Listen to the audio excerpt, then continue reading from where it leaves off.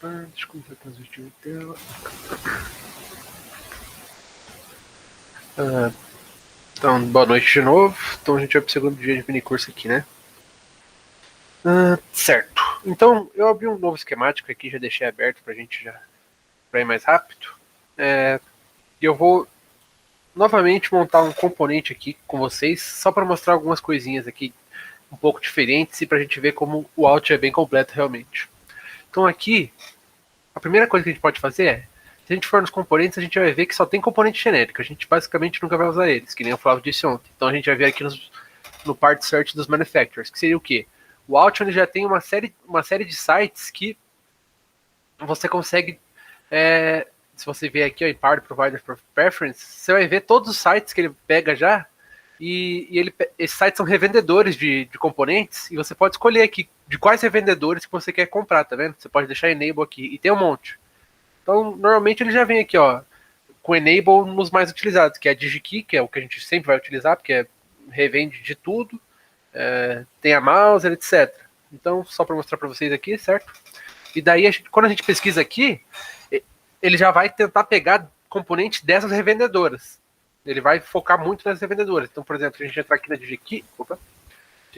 DigiKey, a gente vai ver que é uma revendedora que tem de tudo de componentes. Se eu colocar aqui capacitor, por exemplo, eu vou poder escolher entre capacitor cerâmico, de alumínio, de filme, etc, etc, etc. Então vocês podem ver que, ó, só de capacitor cerâmico, ele tem mais de 690 mil diferentes tipos de capacitor cerâmico. Capacitor de filme, 77 mil, 114 mil. Então sempre que a gente for procurar um componente, a gente vai estar procurando nesse tipo de site. Principalmente a DigiKey, que é a mais famosa. E daí ele tem... Se eu entrar aqui nos capacitores cerâmicos, vocês vão ver que ele vai ter um monte de filtro aqui, ó. Eu vou poder escolher pelo fabricante mesmo, não a revendedora, porque a revendedora é DigiKey, mas daí tem vários tipos de fabricantes de capacitores. Eu vou poder escolher pelo encapsulamento dele. Encapsulamento seria esse aqui, né? Esse aqui diz mais o tamanho dele, etc. Vou poder escolher pela capacitância, tolerância, um monte de coisa. Então sempre que a gente for procurar um componente, a gente vai estar procurando aqui, beleza? E aqui o Alt já está configurado para ficar procurando justamente nesses revendedores. Aqui no Manufacturer, na engrenagem e Part Providers Preference. Então a gente já vai colocar esses revendedores. Então beleza. Então, por exemplo, ontem o Flávio ensinou vocês a fazer o ATmega 328P, certo? Se eu pesquisar ele aqui... Ô, Nicolas, Oi. tem uma pergunta no chat. Tá. Esses componentes estão disponíveis? Não. A DigiKey é uma revendedora de componentes físicos. Então, por exemplo, aqui ó, vou escolher um capacitor de 0,1 picofarad e vou dar para ele pegar aqui os que estão em estoque e vou dar apply só nisso aí. E vou entrar no capacitor aqui, ó. Se a gente for ver, ele me mostra como que é a característica desse capacitor. Aqui ó, tem toda a descrição dele detalhada aqui, 10 picofarads, tolerância de 20%, ele aguenta até 100 volts, é um cerâmico, é SMD, ou seja, é daqueles menorzinhos que a gente coloca direto na placa. Daí aqui, ó, eu posso escolher quantas quantidades eu vou comprar. Uma quantidade, 10 quantidades, 40 quantidades, 1000 unidades. Só que por que a gente entra aqui? Porque se a gente entrar aqui na DigiKey e ver o nome dos componentes aqui pela DigiKey, a gente pode ir lá no Altium e pesquisar por eles aqui, porque se esse componente estiver aqui e a gente vier aqui no Altium e pesquisar, com certeza ele vai ter aqui no Altium, entendeu? Porque o Altium já está diretamente conectado nos sites da DigiKey, da Mouser, etc, ou de qualquer outra revendedora que você colocar aqui no teu manufacturer, entende? Mas a DigiKey em si é um site para você comprar componentes físicos. Só que o Altium está ligado direto nela. Daí aqui você pode olhar o datasheet, por exemplo, sempre vai ter o datasheet do componente. Às vezes, como esses componentes são feitos de monte, daí tem já de vários tipos de encapsulamento. Não vai ter só o encapsulamento daquele capacitor em si. Daí você vai ter que procurar o capacitor que você quer. Inclusive, eu vou mostrar algumas maneiras alguns datasheets aqui, algumas maneiras de você olhar direito essas partes, sabe? E é isso, sabe? Então, aqui... Deu para entender, Miguel? Beleza. Aqui ele não apareceu o que eu falei porque eu escrevi errado. Eu escrevi 238, é 328P. Então, ó, o Flávio ensinou vocês a fazerem isso aqui. Agora eu vou só falar uma coisinha aqui, ó. Sempre que aparecer esse chipzinho verde aqui, significa que é um componente que tem footprint e que tem, você consegue jogar ele no esquemático, ó. Então, pera aí, só que demora um pouquinho para carregar.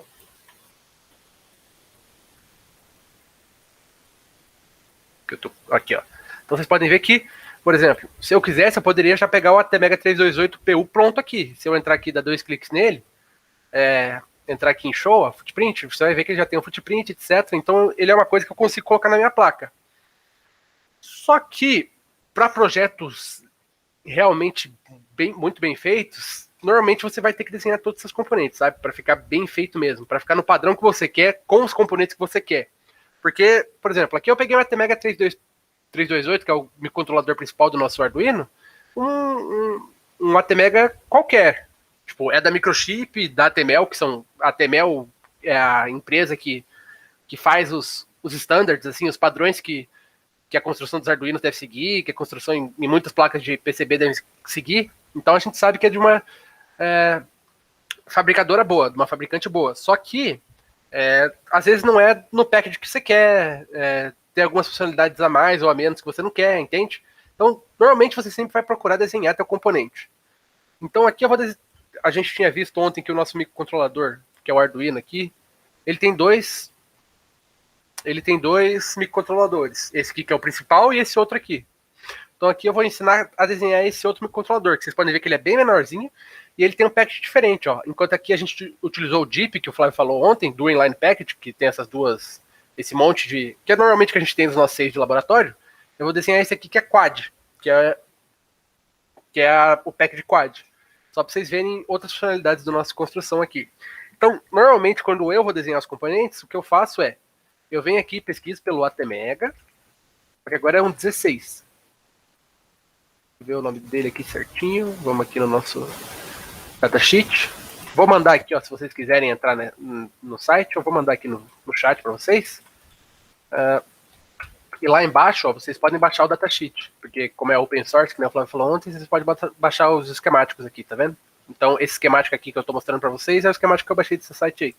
Então, é um ATmega 16U2. Esse MU, que nem o Flávio falou, só corresponde a encapsulamento. Então, é o ATmega 16U2. Se eu pesquisar aqui, eu vou ver que já tem esse aqui e já tem esse aqui. Provavelmente esse aqui é um do tipo Quad, então não necessariamente eu precisaria desenhar. Mas digamos que eu quero desenhar, certo? O que eu vou fazer aqui? Opa. Eu vou vir aqui, ó. A Didi Adds, eu vou apertar com o botão direito no componente, que eu quero desenhar o footprint dele, digamos que eu não tenho footprint. Eu vou vir em Add Supplier Link and Parameters to Part. Não, peraí.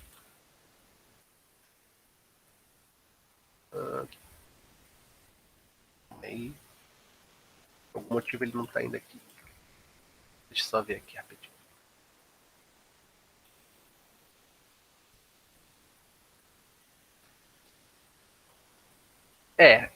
Esse bug já aconteceu comigo uma vez, quando eu abri um projeto. Eu não sei exatamente por que ele acontece. Só que vocês podem ver que eu estou aqui com um Schematic Library. Eu não sei se é exatamente um bug, talvez seja alguma funcionalidade que eu não conheço. Mas, ó, vocês estão vendo que eu estou com o Schematic Library aqui, certo? Aqui eu já tenho um que eu estava fazendo para eu mesmo fazer o curso e poder ensinar para vocês, certo? Então, aqui, por exemplo, eu tenho o Schematic Library e tenho um esquemático feito dele aqui. E se vocês verem, eu posso vir aqui no Manufacture, e agora para mim aqui está aparecendo essa opção aqui, ó, Import into bababababá. É essa opção que tinha que estar aparecendo ali. Eu não sei exatamente por que ela não está aparecendo. Não vou saber dizer para vocês. Agora apareceu, tá. Mesmo estando aqui na nova aula. Tá, então é essa opção aqui, certo? Vou vir aqui no chip, import into blá blá blá blá blá, que é o schematic library que eu tô. Aí vocês vão ver que ele vai vir e vai aparecer esse nome aqui. O que é isso aqui? Isso aqui já é o que está puxando todas as informações lá da nossa revendedora para esse schematic library. Ou seja, ele já está falando qual que é o teu chip, qual que é o manufacturer number, party number, que são coisas que você precisa, que são todos esses dados aqui, ó. Todos esses dados aqui já estão inclusos nesse texto. Então é uma coisa que você pega para ele já atrelar quando você for fazer o teu Bill of Materials, lá, aquela lista de materiais, ele já vai pegar e já vai pegar todos esses dados aqui direto do site. Então ele já vai preencher automaticamente para você quando você for criar o componente. E aqui, tendo isso, a gente pode fazer daquele jeito que o Flávio fez lá, que é pelo Symbol Wizard, para a gente não precisar colocar os pinos um a um, mas eu vou colocar os pinos um a um aqui que eu acredito que seja um pouco mais rápido para mim. Então eu vou vou apertar aqui um. Ele tem 32 pinos, beleza.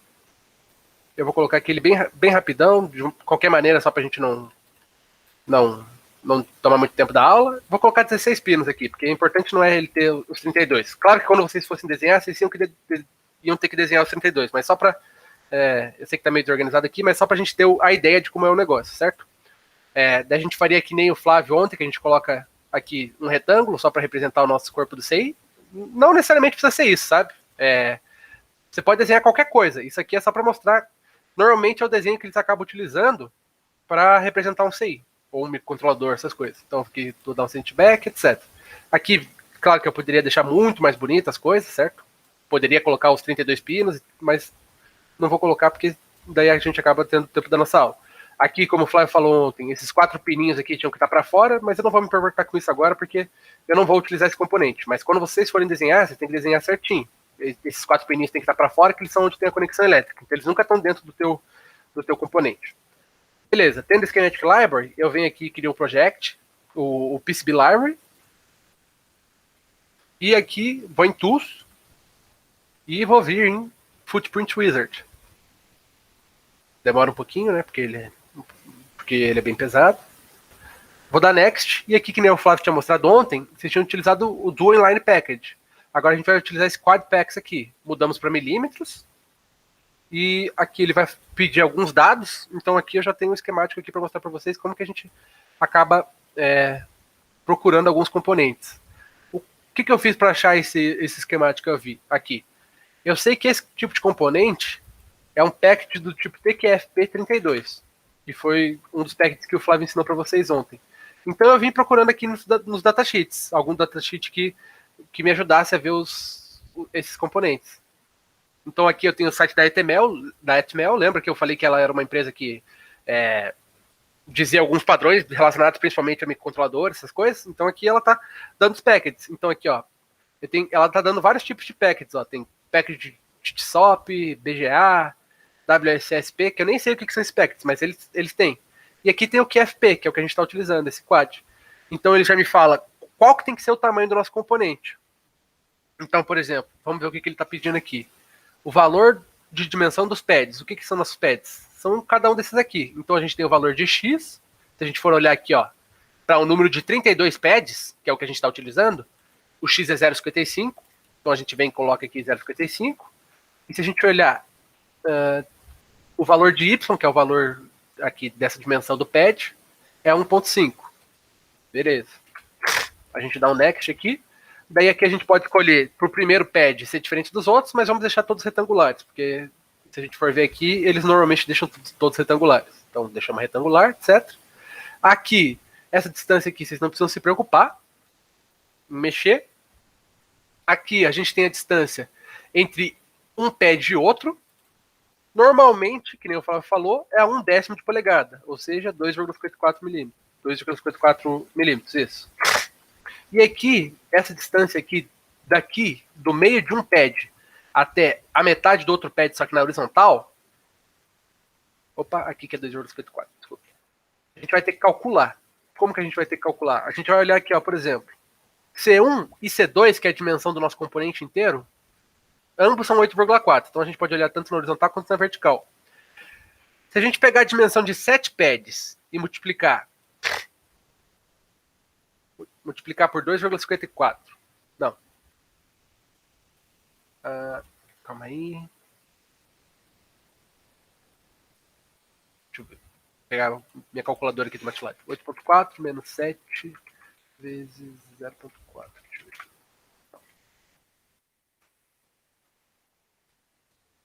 ver.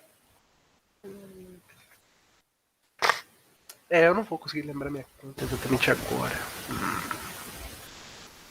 Mas é mais ou menos isso aqui, ó. Se esse pad aqui tem 2,54 de distância daqui até aqui, daqui até aqui a gente tem mais ou menos 2,54 e mais a metade do y, que é 1,5, então metade vai dar 0,75. A gente pegar 0,75 mais a metade de 2,54, a gente vem aqui e coloca, e daí a gente divide isso por 2, porque tem que ser na metade, né? Ele pega na metade desse daqui, vai dar mais ou menos isso aqui. Tem um valor exato lá que tem que usar, mas agora eu não lembro como que faz exatamente essa conta, desculpa. Mas é mais ou menos assim que você vai fazer as contas do seu... quando você tem que olhar os datasheets. Você tem que... E os datasheets, normalmente, eles não vêm com todos os dados assim que você vai precisar para fazer o footprint. Ele vem com os dados mais gerais. E daí, às vezes, você tem que fazer algumas contas assim. Você tem que pensar um pouco para fazer as contas. Mas beleza. Daí aqui dá Next. E aqui você pode escolher aonde que vai estar o teu primeiro pino. Aqui, normalmente, ele já vem o primeiro pino nessa parte chanfrada do chip. Então, eu vou deixar nela mesmo. Eu vou dar um Next. Ele vai falar quantos pinos eu quero na parte vertical e quantos pinos eu quero na horizontal. Como eu tenho 32 no máximo, então eu vou precisar de 8, né? Em cada. 8, 8, 8, 8 vai dar 32. E aqui o nome dele, que como ele já entendeu que era 32, ele já dimensionou o código 32. Aí beleza, eu coloco esse pino aqui e tá aqui. Daí eu posso fazer todas aquelas outras coisas que o Flávio fez, sabe? De montar um 3D dele, que eu tenho aqui, por exemplo, eu posso vir aqui em Footprint Wizard. Não, desculpa. Aqui em 3D Body, no Place, 3D Body. Eu posso pesquisar onde que ele tá aqui no meu... Onde eu já baixei. Deixa eu ver se eu vou ter ele aqui fácil. Tá, eu não vou ter ele aqui fácil. A gente poderia, por exemplo, vir aqui no GrabCAD, pesquisar um... Eu acho que eu tô com ele... eu tô com ele pesquisado aqui, por exemplo. Eu vim no GrabCAD e pesquisei genericamente. Eu não pesquisei pelo ATmega 16 em si. Eu pesquisei pelo tipo de package, que é o TQFP32. Daí eu baixaria aqui, download file, e faria a mesma coisa que o Flávio fez ontem, de dar um place aqui. Eu não vou baixar aqui de novo, tudo bem? Mas eu daria um place aqui to the body, etc. E ele já ia vir aqui. E daí como que ele ficaria? Aqui, se a gente for ver, ó. Peraí. PCB library aqui.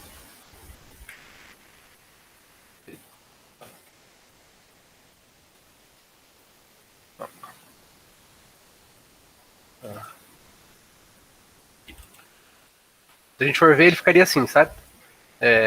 Aqui está o componente que eu desenhei lá. Tem algumas coisinhas a mais aqui que são um pouco mais complexas, não tem necessidade de eu dizer. Mas eu pegaria, daria um place design, colocaria o componente aqui e alinharia ele com os nossos componentes. Beleza. Eu só fiz isso para mostrar que tem outros tipos de footprint, certo? Lá a gente pode ter footprint de resistor, de capacitor, essas coisas. Daí, por exemplo, se a gente for olhar aqui no nosso datasheet, a gente vai ver que a gente tem capacitor de 100 nano, que a gente tem resistor de 1 mega. Como que a gente faz para pegar isso para a gente não precisar ficar desenhando? A gente vem aqui no projeto mesmo. Espera aí que meu Alt deu uma travada. Aí, voltou. Vem aqui no datasheet, vem aqui no manufacturer e a gente coloca... A gente pode pesquisar, que nem o Flávio colocou aqui, colocando filtros. Ou a gente pode vir aqui e colocar capacitor. Não, ó, pode vir aqui e já colocar 100 nanofarad 0805. O que é esse 0805? Esse 0805 é um tipo de... o tamanho que você vai ter de um capacitor SMD. Então, por exemplo, aqui eu tenho... Deixa eu ver...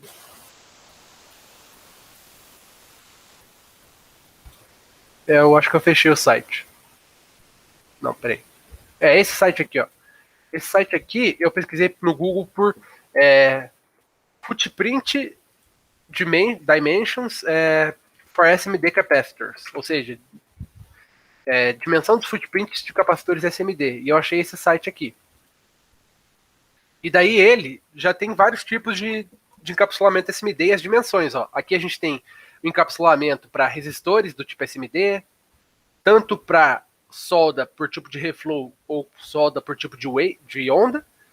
Aqui, falar o que cada solda, qual tipo de solda não entra não faz muito sentido porque não é o nosso trabalho, mas normalmente a gente acaba utilizando o reflow soldering. As placas de PCB, elas fazem solda por reflow. Se você mandar para uma empresa soldar, né?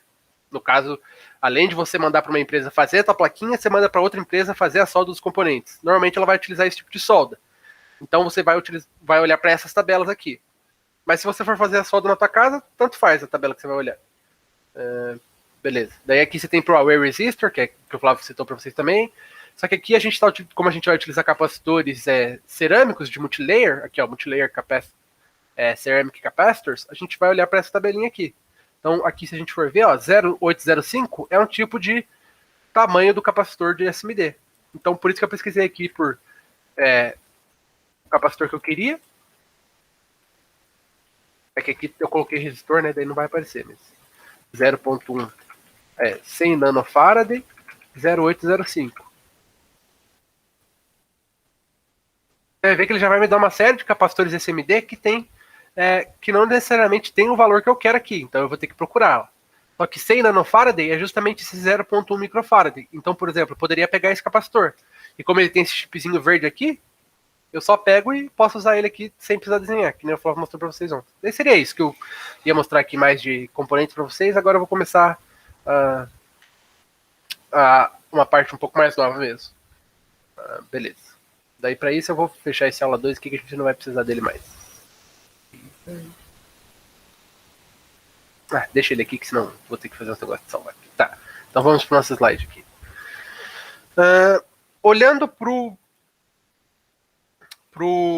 documento que o Flávio fez ontem. Foi esse documento aqui, salvo algumas mudanças. Que é bem parecido com o documento que a gente tem aqui. A gente basicamente, como isso aqui é um open source, a gente foi e deixou ele bem parecido com o que tinha aqui, para ser o mais fiel possível. Tem algumas maneiras de validar o que a gente fez aqui nesse esquemático, para a gente ver se tem algum erro, se a gente não deixou de conectar algumas coisas. Então, como que a gente faz isso? A gente vem aqui, clica no nosso projeto e clica em Validate PCB Project. Quando a gente clicar nisso, a gente pode vir aqui nos painéis, clicar nas mensagens e ver se tem erros. Talvez o Flávio tenha mostrado isso aqui para vocês ontem, não sei. Porque agora eu tô lembrando dessa parte aqui, mas ó. Porque eu lembro dele que ele falou. Aqui o que está aparecendo só é que o nosso array de resistor, a parte A e a parte B e a parte C não estão sendo utilizadas. Justamente, o Flávio tinha citado isso ontem com vocês, que a gente só está utilizando a parte A e D e a parte B e C ele não utilizou. São 2 resistores a mais de 22 ohms, que seriam esses dois aqui, ó. Tem 4 resistores aqui no array, e ele só está utilizando o A e o D. O B e o C não está utilizando, que a gente pode ver aqui na PCB original também não está sendo utilizado. Acho que o Flávio falou isso para vocês ontem, certo? Então aqui a gente basicamente validou que está certo o nosso esquemático. Nosso esquemático não está faltando nada, tirando isso aqui que o Auto entendeu como erro, mas a gente já viu que não é erro. Então a gente sabe que está tudo conectado e etc. Mas como que a gente sabe que está tudo conectado certo? Então, a gente pode vir aqui no navegador e clicando aqui, ó, em cada... É um trabalho excruciante, eu tenho que admitir, mas a gente pode vir clicando em cada uma desses netbus aqui e ver se está realmente conectado onde a gente queria que tivesse conectado. Vocês podem achar, por que eu vou fazer isso num projeto? Dá muito trabalho. É que confecção de placa é uma coisa cara. Compra de componentes é uma coisa cara, principalmente nessa crise que a gente está tendo, que está tendo falta de componentes. Então, quando a gente for fazer um projeto sério, se a gente for fazer uma coisa nas coxas, assim, que fique errado, que a gente não saiba se realmente está tudo conectado como deveria estar conectado, pode ser que dê problema para você, porque é uma coisa cara. Então, o que você pode fazer ali para ajudar você também? Normalmente, essa opção Show Graph aqui vem desligada. Então, se a gente for clicar aqui, ó, vocês vão ver que sumiu aquelas bolinhas vermelhas. Por que é bom habilitar essa opção Show Graph? Porque, ó, se eu clicar em VIN, ele já vai me mostrar onde que termina, onde que inicia a ligação por essas bolinhas vermelhas, e ainda vai me mostrar por uma linha vermelha aonde que está conectado lá em outro lugar da placa. Então quer dizer que esses dois cabos aqui, na verdade, eles estão conectados. Ou eles têm algum ponto em comum. Só que aqui no nosso esquemático a gente deixa assim para ficar mais organizado. Então isso aqui é muito bom para você ir vendo se está tudo certinho, sabe? As conexões. Só que dá muito trabalho, realmente. Não tem como mentir para vocês. Mas é uma das coisas que é feita pelos projetistas profissionais. Beleza. Então vamos para o nosso próximo passo. Aqui, beleza. Além disso, no nosso esquemático, a gente consegue fazer algumas coisas para deixar um pouco mais profissional também. Por exemplo, aqui eu vou pegar um outro esquemático que está um pouco menos completo. E vou aqui vir em Place. Por algum motivo ele travou essas linhas aqui, então eu vou Place esquemático mesmo. Ah, tá, é porque eu tenho que dar um clear aqui. Beleza.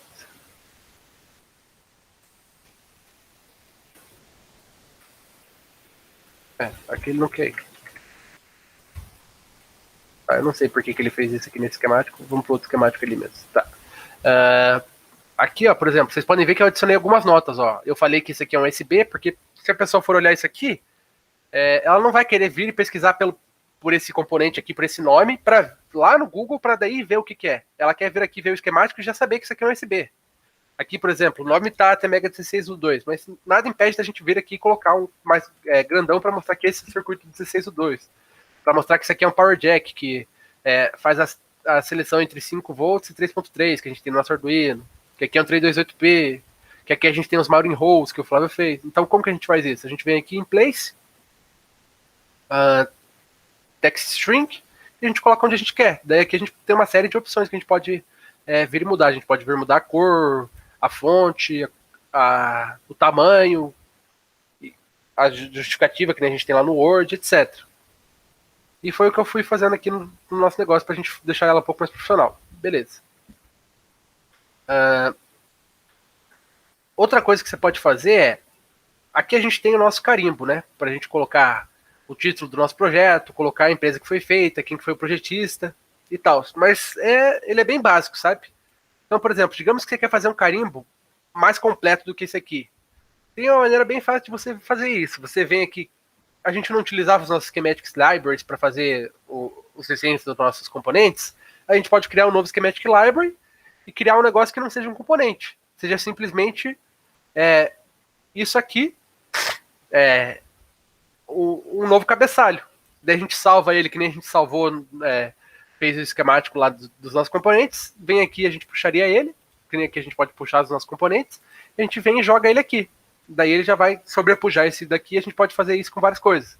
Para criar notas mais sofisticadas, além de só as escritas, a gente pode criar uns quadrados assim com uma legenda, essas coisas. Então, para deixar bem mais profissional, né?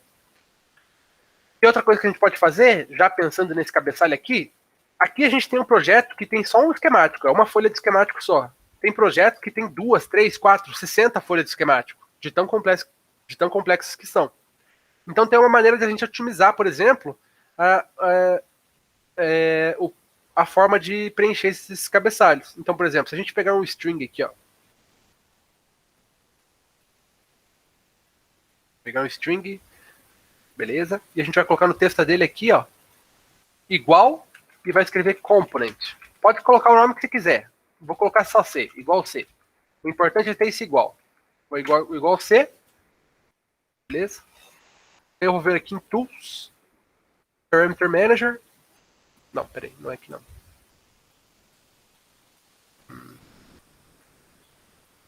Deixa eu ver se tá aqui.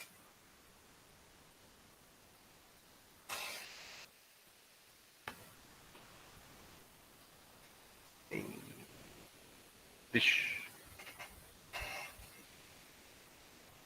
Tá, eu jurava que era aquele Parameter Manager. Mas não é.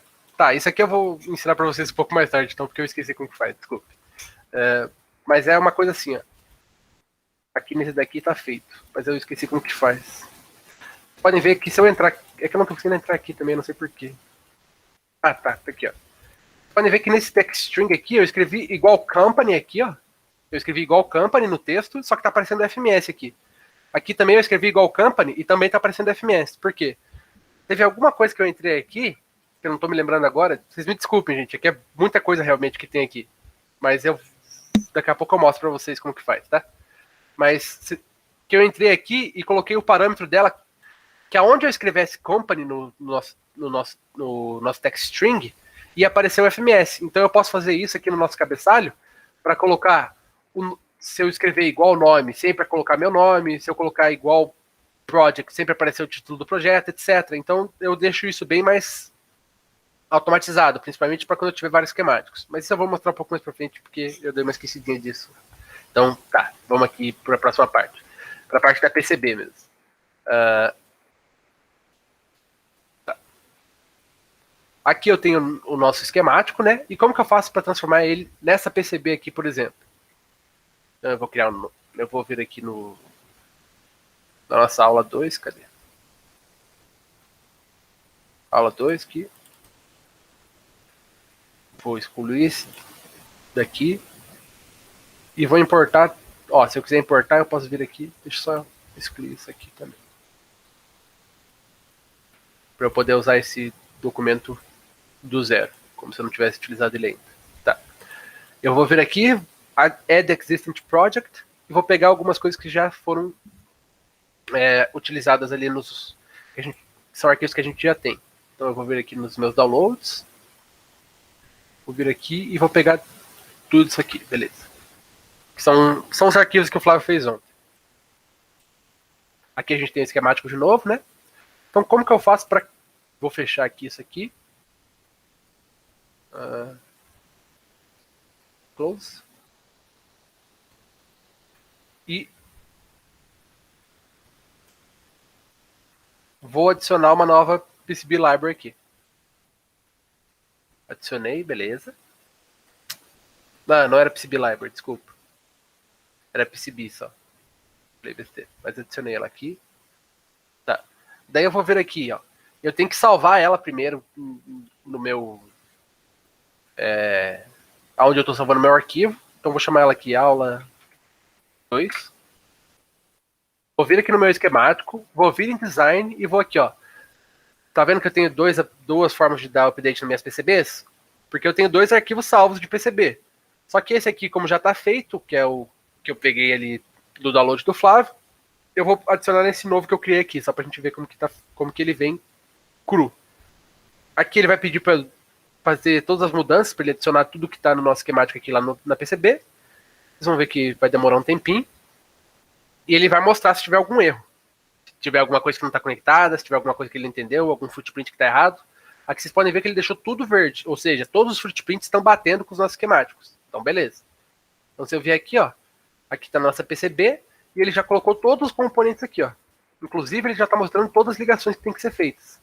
Eu venho aqui, excluo essa caixa que eu não preciso mais.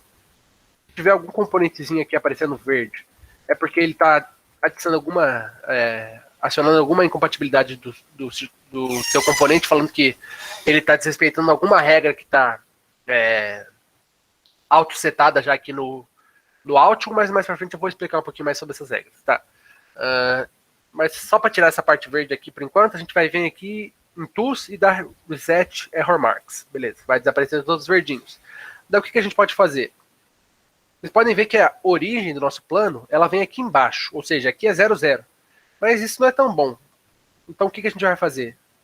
Primeiro eu vou mudar para milímetros, tá vendo que aqui tá em milhas imperiais, eu só aperto o Q. Foi para milímetros. Eu vou vir aqui para 400 mais ou menos, ali no XY, tá ali embaixo, se vocês quiserem ver. Na verdade, primeiro eu venho aqui em Edit, na minha origem, e vou dar um 7. E vou colocar aqui mais ou menos 400. Mais ou menos. Daí o que eu vou fazer? Eu posso apertar 3 botões aqui, ó. Eu posso apertar 1. Aqui quando eu aperto 1, eu estou no modo de edição de borda. Ou seja, eu posso editar onde que vai ficar esse quadradinho preto, que é onde a gente pode colocar nos componentes. Se eu quiser voltar para a visão 2D de novo, que é onde a gente coloca os componentes, eu aperto 2. E se eu quiser ver 3D, eu aperto 3. Aqui está todos os nossos componentes, certo? Então o que eu vou fazer? Eu vou apertar aqui em 1. Vou vir aqui em Design, Redefine Board Shape. E eu vou começar a criar a nossa borda que estava aqui embaixo, daqui, para ela ficar com a origem aqui, sabe? Bem no meio. Então, por que eu vou fazer isso? Se eu for ver aqui, eu tenho as dimensões do meu Arduino. Então eu vou criar uma plaquinha exatamente com essas dimensões. Deixa eu só ver aqui, ó. Olha, 68.6 assim e 53. Deixa eu ver. 68.6 na horizontal e 53.4 na vertical. Então eu vou criar uma plaquinha mais ou menos com essas dimensões. Como que eu faço para criar uma linha reta? Eu posso, apesar de eu não estar vendo um grid aqui, aquelas linhas verticais e horizontais para me ajudar a fazer a linha reta, eu posso vir aqui, apertar Ctrl Shift G e aumentar esse Snap Grid, que é justamente a separação entre essas linhas. Vou colocar ponto 2 aqui, vamos ver se vai resolver. Apesar da gente não estar vendo aqui uns quadriculados de linhas retas e verticais, linhas retas verticais e horizontais, ele está aqui. Vamos ver se isso foi suficiente para a gente. Ó. Design, Redefine Board Shape. Ó, ainda não estou conseguindo criar linhas retas. Então eu vou vir aqui para 2. Vamos ver o que vai acontecer. Redefine Board Shape. Ó, tá vendo que ele já me ajuda a criar um negócio mais reto? Então eu vou criar aqui. Eu tinha 68.4 lá. Então seria mais ou menos... Deixa eu ver se 68.4 mesmo. 68.6. Seria 34.3 do X aqui para cá, né? Porque eu tô pegando da origem. Então, se vocês olharem o X ali em cima, naquele quadradinho ali em cima na esquerda, ó, 30, deixa eu ver. 34.3 mais ou menos para cá. Mais ou menos 34.3 para cá. Daí aqui para baixo seria 53.4. A gente pode criar 27 mais ou menos, né? Para baixo. Deixa eu ver, menos 27 para baixo.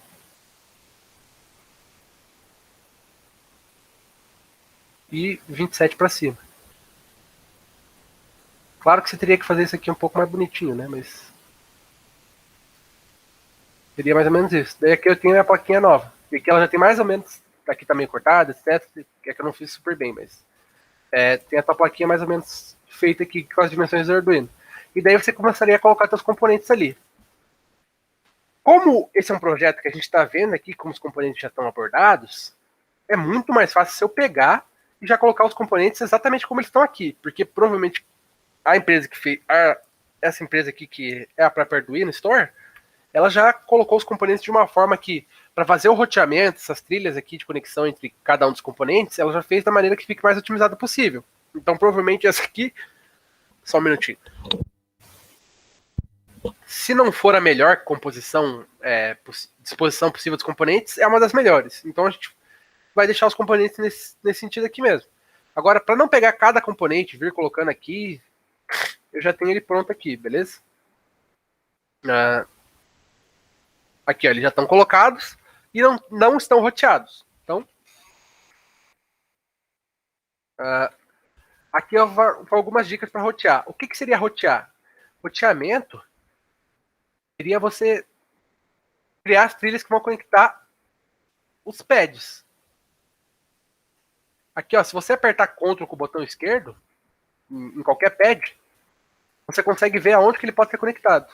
Ó, tá vendo que ele está dando um highlight em quais pads se conectam com quais? Então, geralmente, é que aqui eu já peguei uma plaquinha que estava pronta e eu só tirei o roteamento dela. Mas normalmente, ó, se eu pegar aqui, ó, e dar só para vocês verem o que eu tô falando. Mesmo que vá dar erro aqui, não tem problema. Ó, normalmente ela já vem com esses fiozinhos aqui mostrando aonde que pode ser roteado. Aqui, como eu peguei uma placa que já estava roteada, e eu só dei para desrotear tudo, ele não está aparecendo os fiozinhos. Mas, se a gente quiser rotear, a gente pode vir aqui, clicar Ctrl, e tem uma opção aqui em algum lugar, vocês vão me desculpar que eu não sei exatamente onde é, porque se vocês verem, tem muita opção, gente. Isso só nessa barra aqui de cima. Tem opções aqui e opções aqui. Então eu não vou lembrar exatamente aonde que eu posso ver para recolocar os fiozinhos aqui para aparecer quais são os roteamentos. Mas normalmente ele já vai, quando você estiver fazendo pela primeira vez, ele já vai vir com esses fiozinhos aqui mostrando onde você pode rotear cada componente. Aí vocês vão me desculpar que eu não vou saber exatamente onde que acha isso aqui. Mas tem como recolocar. Mas é muita opção aqui, gente, eu não vou conseguir lembrar. Mas tá. Então eu vou fazer por esse método mesmo. Eu aperto o Ctrl e aperto o botão esquerdo do mouse e eu posso ver onde pode ser roteado. E daí como que eu posso começar a rotear? Vocês vão ver que eu tenho várias layers aqui embaixo. O roteamento é feito na top... Antes de começar a rotear, acho que é interessante falar um pouco do porquê mudar a origem lá para o canto inferior esquerdo e mostrar a localização dos furos. beleza. Então, se o pessoal tiver curiosidade, né, se alguém quiser fazer, aí mostrar pelo menos dos furos e dos conectores. Beleza, faz sentido. Eu fiz a montagem da placa aqui, mudei a origem, mudei a plaquinha e não expliquei porquê, realmente. Dependendo de como você for fazer a plaquinha, você tem que saber aonde que estão esses componentes, certo? Então você precisa ter uma origem que você sabe onde ela está aqui no início da tua plaquinha, porque você pode clicar 2 vezes no componente, por exemplo, e vir aqui e escolher onde que ele vai ficar, ó. Tá vendo aqui que ele tá... Eu posso escolher onde que ele vai ficar. Aqui, ó. Eu posso escolher onde que ele vai ficar. Minha dimensão x, y. Aqui ele tá no 3.969 e 2.54 por Y. Então, por exemplo, se eu soubesse que ele tinha que ficar nessa dimensão, eu vim aqui e escrevia 3.969. Eu posso vir aqui e alterar. Por exemplo, se eu colocar 12, ele alterou aqui a dimensão. Então, isso é tudo em relação à referência. Então, ele está 12 milímetros distante da referência. Mas qual parte dele que está 12 milímetros distante da referência? Provavelmente é bem no centro dessa bolinha aqui. Porque quando a gente cria os nossos componentes, se vocês lembrarem, a gente colocava as nossas referências em alguns pinos. Normalmente, por exemplo, nesses microcontroladores, vocês podem ver que tem só um pino que é quadrado, que é o pino 1. E normalmente a referência é colocada nesse pino 1. Então, por exemplo, se eu entrar aqui no XY desse microcontrolador, o XY dele aqui que está dando é a distância dessa referência até esse pino 1. Então, isso facilita muito, porque eu não preciso saber a distância, essa distância aqui, daqui até aqui, ou daqui até aqui, por exemplo. Eu só preciso saber a distância do meu pino de referência até a referência do meu plano da PCB, entende? Então, se você tivesse essas dimensões, você poderia vir e colocar manualmente cada uma desses valores aqui, que você ia ter uma PCB muito precisa. No nosso caso aqui não foi mais ou menos o que a gente fez. A gente fez mais ou menos no olhômetro mesmo, sabe? Olhando aqui. Então, por exemplo, o que o Flávio estava falando dos furos são esses Maurin holes aqui. Que, se vocês forem ver, ele tá aqui, tá aqui, tá aqui, tá aqui. Então ele foi colocando mais ou menos na mesma proporção. E esses Maurin holes seria para você colocar suportes, assim, sabe? Parafusos, essas coisas. Umas barrinhas, assim, para suportar a placa, se fosse o caso. Normalmente a placa do Arduino você não usa, né? Mas tem a opção. Então tá aqui. E tem mais alguma coisa que você pediu para falar? Era isso, né, Flávio? Se quiser mostrar a localização, assim, só mostrar mesmo.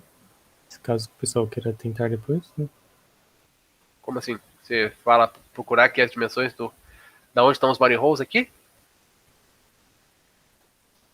Não, só mostrar no próprio projeto mesmo. Ou se... Ah, tá. Só abrir. Mas só dos Maurin holes? Não, dos conectores também. Esses 4. Tá. Então os Maurin holes aqui. Mas não é pra falar, é só pra deixar registrado no vídeo, certo? É isso que você quer? Sim. Se caso alguém decida ver depois. Beleza. Então, por exemplo, esse Maurin hole aqui de baixo, ele tá nessas dimensões aqui. Esse outro Maurin hole tá nessa dimensão. Esse aqui tá nessa dimensão. Esse tá nessa dimensão. Os conectores principais aqui que você vai utilizar para os cabeamentos tá nessa dimensão. Esse tá nessa dimensão. Esse tá nessa dimensão. Esse nessa dimensão. Esse nessa dimensão. Esse nessa dimensão. Isso aqui é só para quem for querer reproduzir depois, poder ver as dimensões, porque facilita bastante saber mais ou menos onde estão essas dimensões, sabe? Porque apesar de você conseguir copiar aqui mais ou menos o que está aqui, é um pouco chato você achar tipo a posição muito boa assim para fazer o roteamento dos componentes. E daí esses outros componentes aqui SMD, você tem algumas manhas assim que eu vou falando pra você colocar. Por exemplo, a gente tem a alimentação aqui dos nossos microcontroladores, certo? Se a gente for olhar nosso esquemático lá, a gente vai ver que sempre nas nossas alimentações, deixa eu pegar aqui, ó, no VCC aqui, por exemplo, a gente tem esse capacitor.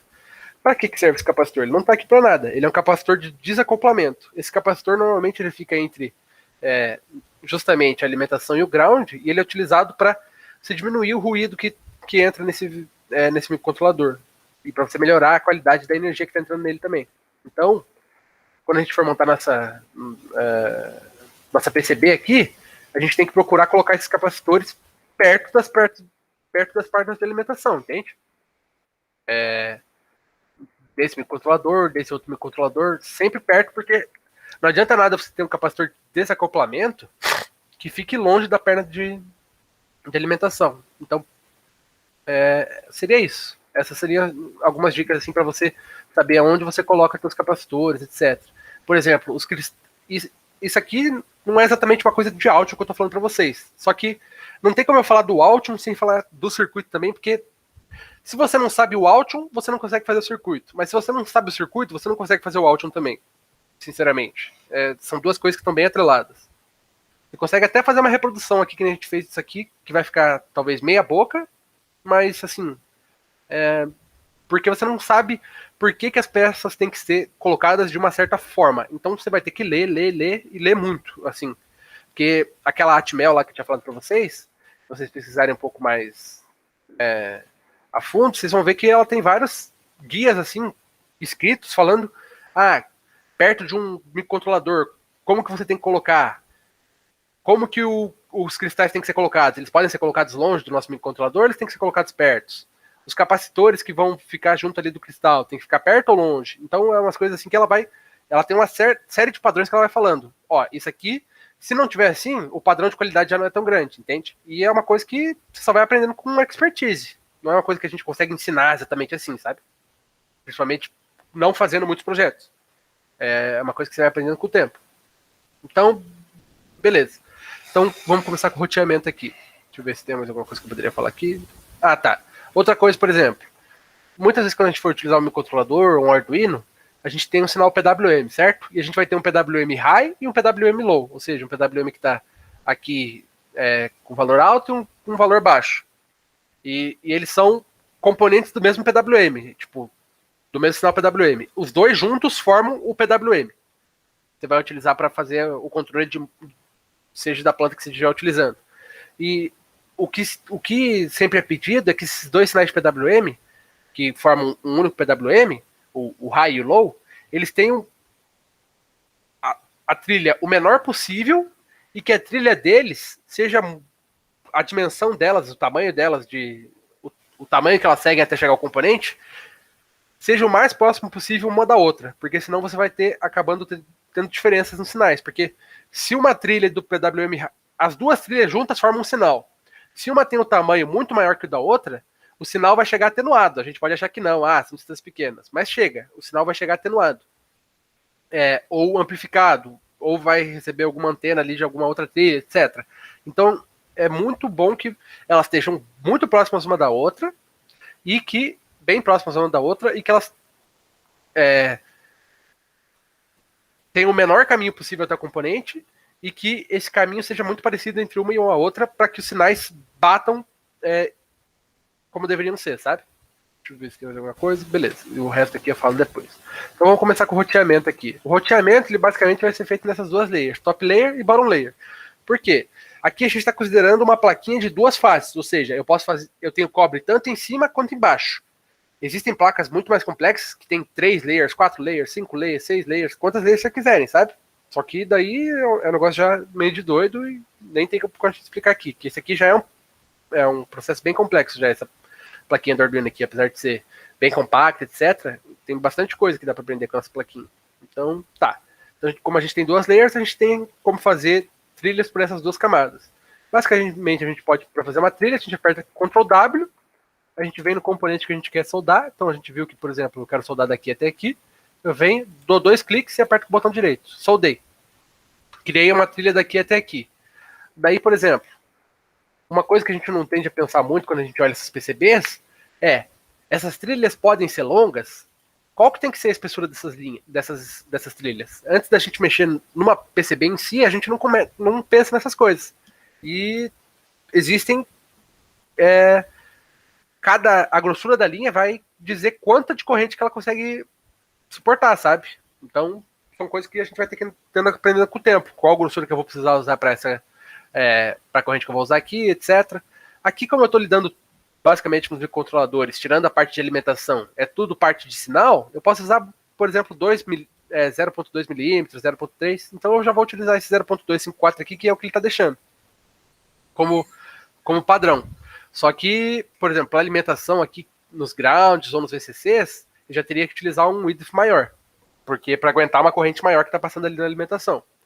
E para trilhas onde chega a 400 volts, por exemplo, você tem numa PCB lá que está chegando o sinal PWM do teu Arduino, você está alimentando um buck encapsulado que vai de 400 volts para 24 volts, aquilo ali é uma parte de potência. E está passando muita corrente ali.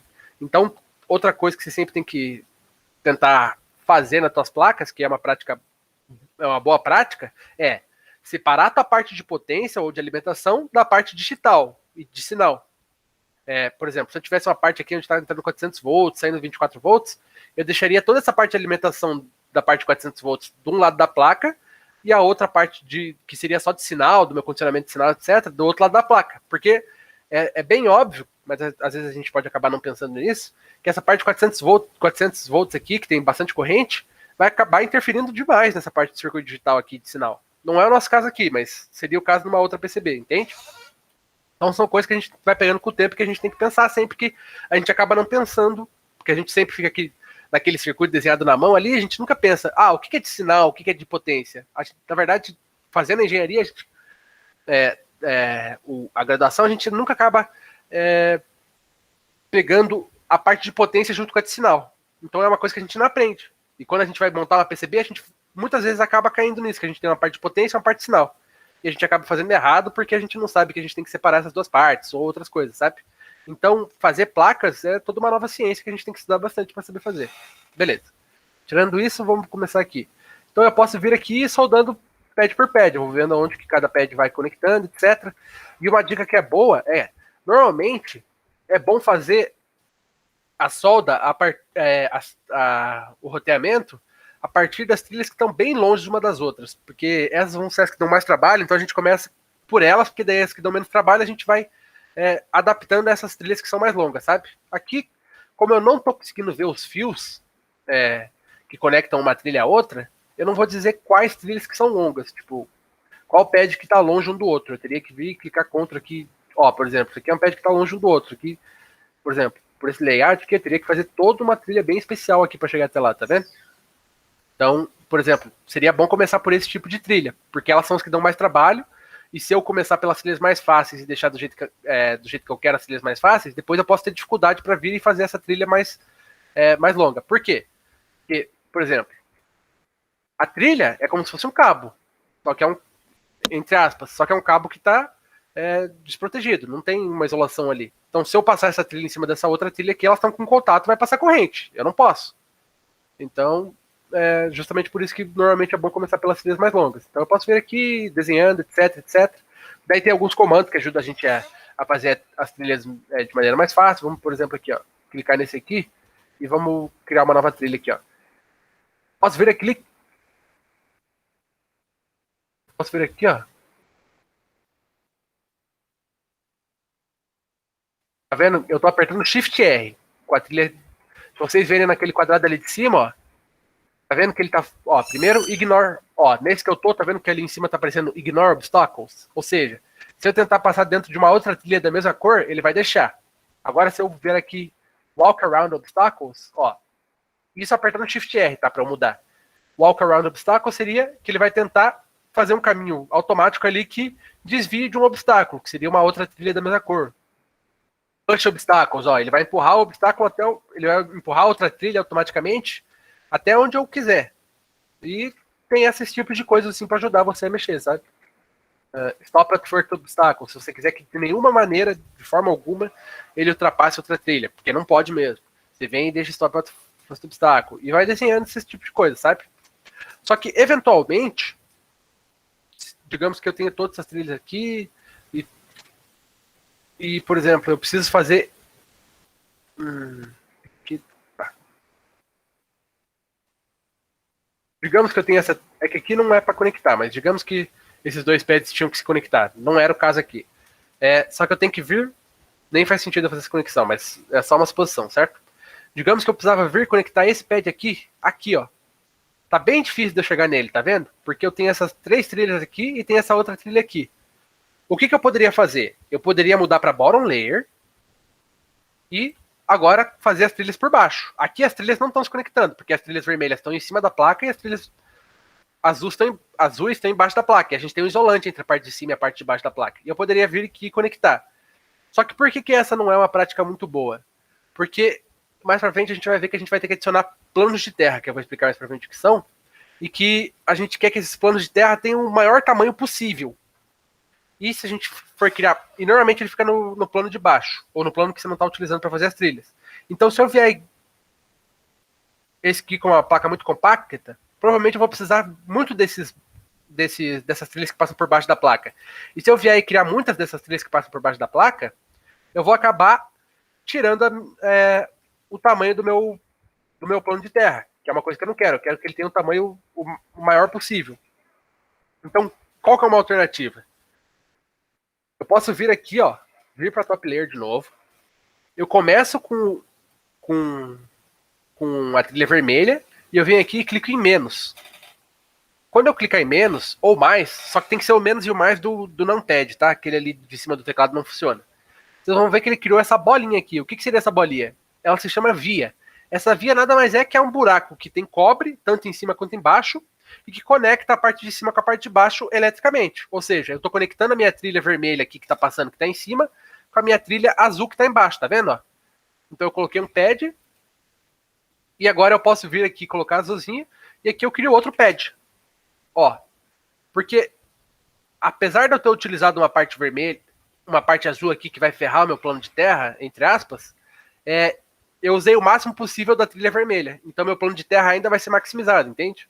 Só que não necessariamente isso aqui que eu fiz é a melhor característica para essa placa, até porque essas conexões aqui não existiam. Mas eu só fiz isso aqui para mostrar para vocês que eu posso utilizar isso aqui, ó. Porque o que eu estava falando? Outra coisa que eu poderia fazer é simplesmente pegar o azul, pegar na parte de baixo da placa e vir desenhar direto aqui.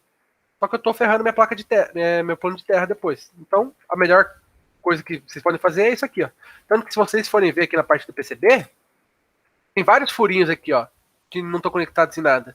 São justamente isso. Você está conectando algumas trilhas que não conseguiriam passar por outros lugares. Você está pegando elas primeiro na parte de cima, jogando elas pela parte de baixo, e daí quando você tiver um lugar que você consegue passar, você joga elas para cima de novo para você ocupar o menos possível da parte de baixo da placa com as trilhas.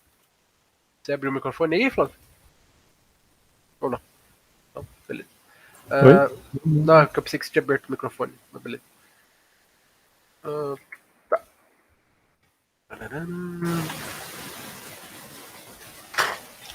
Outra coisa que eu vou falar, mas não vou chegar a ensinar, é a utilização de polígonos na parte de alimentação. O que seriam esses polígonos? Se a gente vier aqui ó, em polígono, eu posso criar.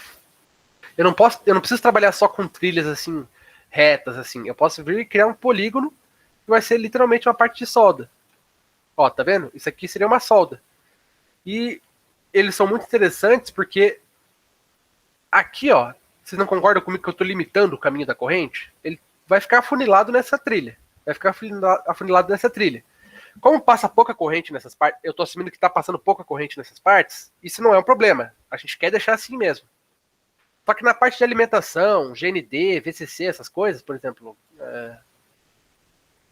na parte de GND que está aqui mais fácil da gente ver, na parte de GND, etc., a gente quer fazer com polígono, porque passa uma maior parte de corrente e a gente não quer limitar a corrente nessas trilhazinhas aqui. Primeiro porque pode queimar, e segundo porque limitando, afunilando a corrente nesse espacinho, a gente pode acabar criando antenas, indutâncias, essas coisas. Então é bom a gente deixar um caminho maior para a corrente fluir, quando a gente tem uma corrente maior.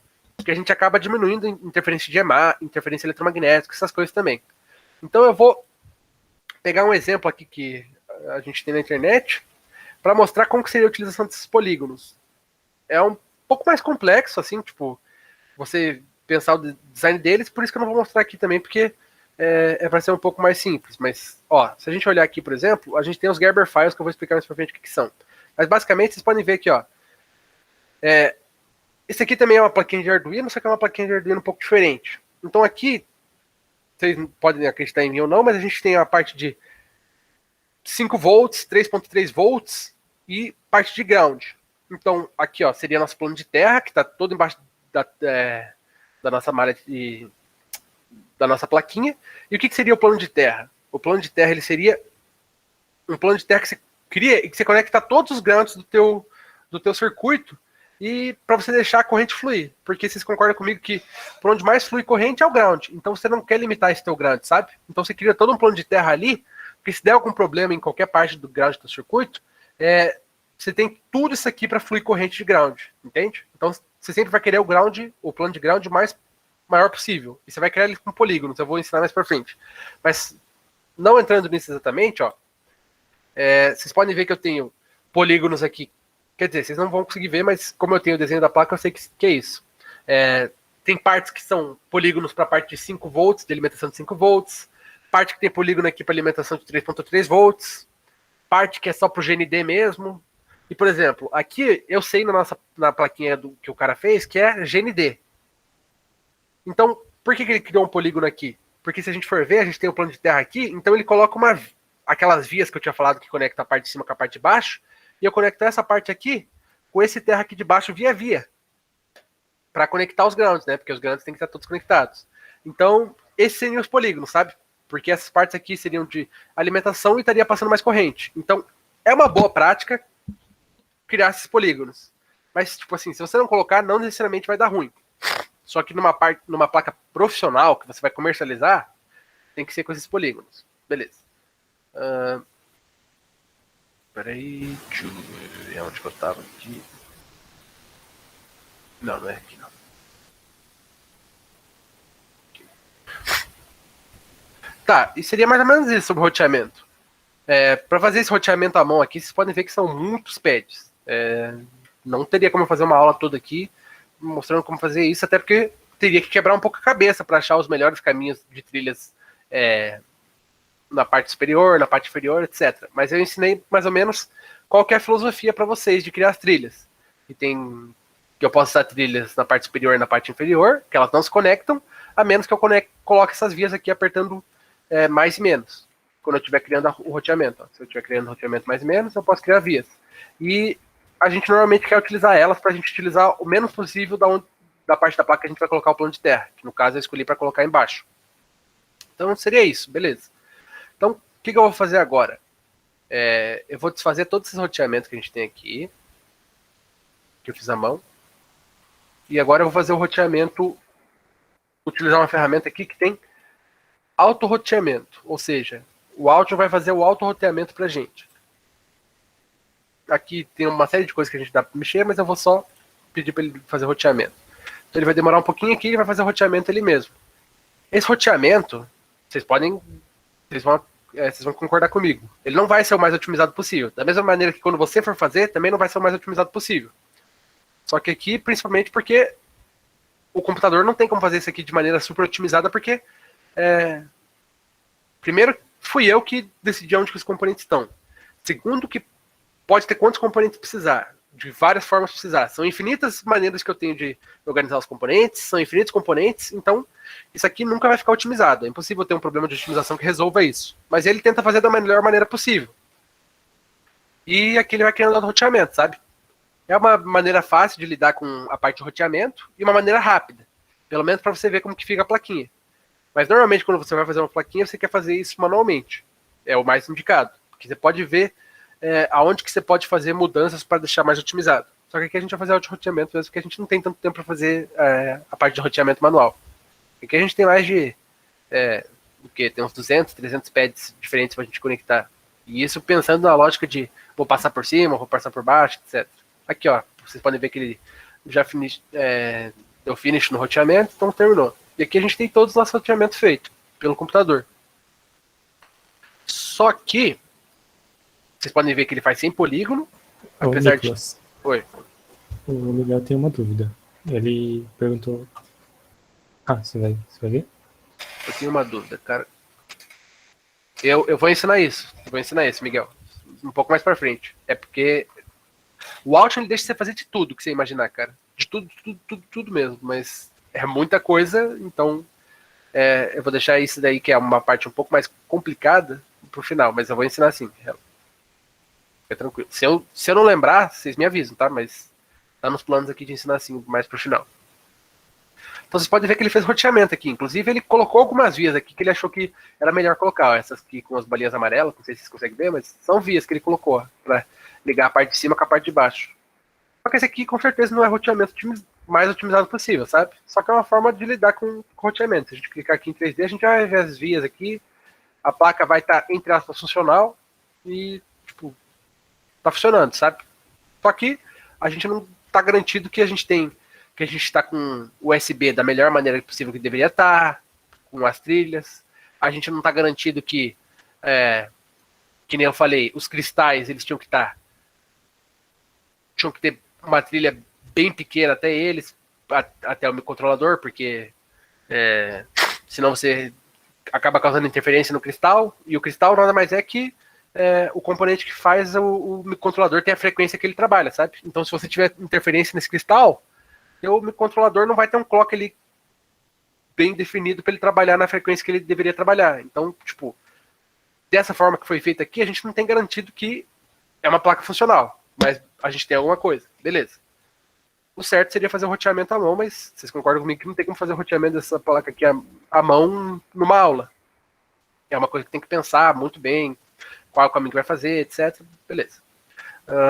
Agora, e outra coisa que vocês podem ver é que, por exemplo, aqui a gente tem um ground. Lembra que eu falei que o ground, parte de 5 volts, 3.3 volts, teria que ser alimentado com trilhas maiores. Eu poderia vir e fazer essa... Só um minutinho aqui, pessoal, que vieram me chamar aqui, só um minutinho.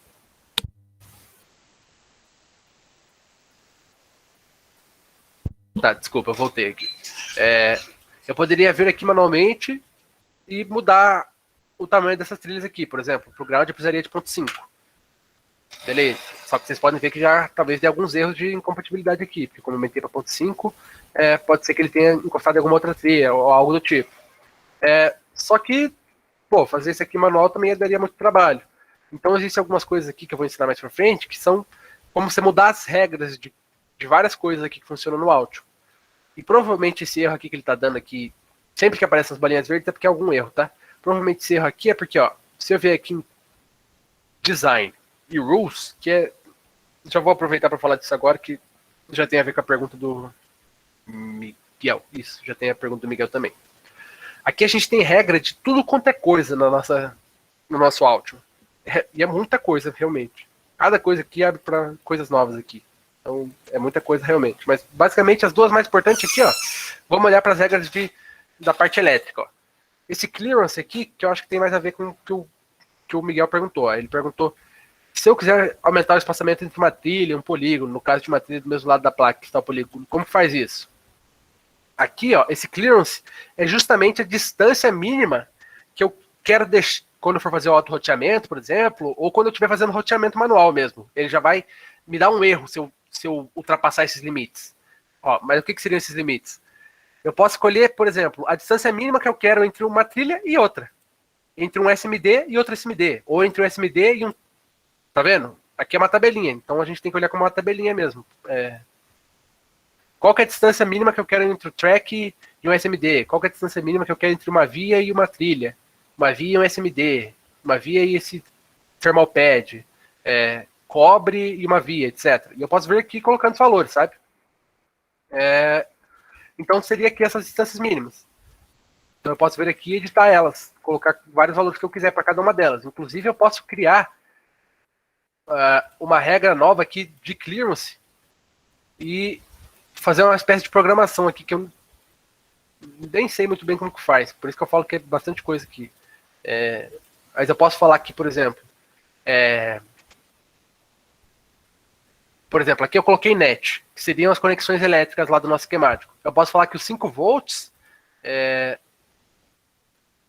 que a trilha de 5 volts sempre tem que estar, isso aqui, essa tabela aqui de distância, desses elementos aqui, distância do 3.3 volts. Não sei se vocês conseguiram me entender. Tipo, eu criei uma regra que só que ele vai olhar sempre para as trilhas de 5 volts em relação às trilhas de 3.3 volts.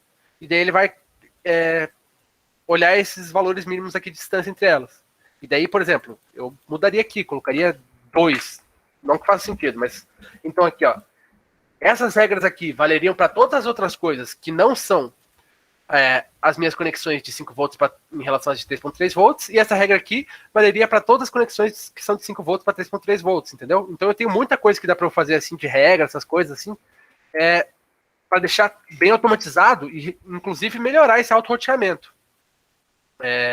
Mas não necessariamente só para auto-roteamento. Por exemplo, se eu tivesse feito uma ligação manual aqui que tentasse quebrar essas regras, ele também daria essas bolinhas verdes aqui, entendeu? Então, para isso que servem essas regras. Então esse clearance aqui acho que seria mais relacionado a essa parte que o Miguel perguntou. É isso que você tinha perguntado, né, Miguel? A distância entre pad e outro pad, ou a distância entre uma trilha e outra trilha. Então seria isso. E eu posso vir e customizar essas regras do jeito que eu quiser, ó.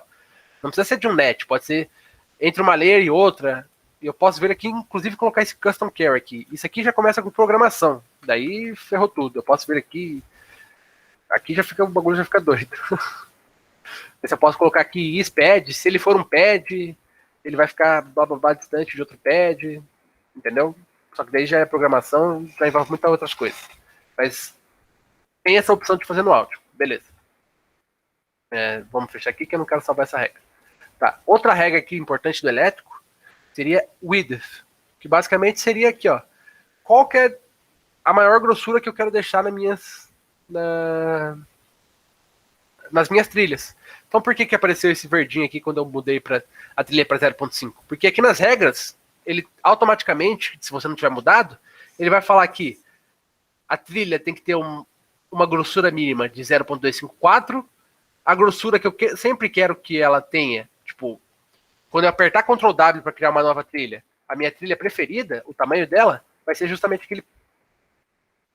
aquele preferred width. Então, tipo, quando eu apertar Ctrl W, vai vir com esse tamanho de trilha. E o máximo tamanho de trilha é o máximo tamanho de trilha que eu quero ter. Então, como aqui coloquei 0.5, só que o máximo aqui nas regras está de 0.254, apareceu aquele erro lá. Então, eu coloquei aqui de 1 milímetro. Vou dar um apply. Ok. Vocês podem ver que apareceram outros erros, porque justamente porque quando eu mudo alguma regra, eu posso acabar mudando o que está acontecendo nos outros componentes aqui também, e daí dá alguma incompatibilidade. Mas vamos fingir que não está tendo essas incompatibilidades, entendeu? Dei aqui só um reset. Mas vocês podem ver que ele perde o problema, tá vendo? Então aqui, deixa eu só ver se minhas regras contaram aqui pro width. Beleza. Agora, provavelmente, se eu colocar 0.5 aqui, não é para dar aquele erro. Ó, tá vendo que agora ele não ficou verdinho? Porque eu permiti lá nas regras que eu colocasse 0.5 até 1 milímetro sem ele me acusar erro. Se eu colocar 1.1 aqui, ele vai me acusar um erro. Tá vendo? Porque lá nas minhas regras não tá isso. Daí, por exemplo, só lendo tudo que as regras fazem aqui pra você saber tudo de coisa automatizada que você consegue fazer. É muita coisa, gente. Não tem como ensinar tudo. Nem eu não tenho nem ideia do que a maior parte das coisas que faz, mas tem. Beleza. Deixa eu ver o que eu planejei mais.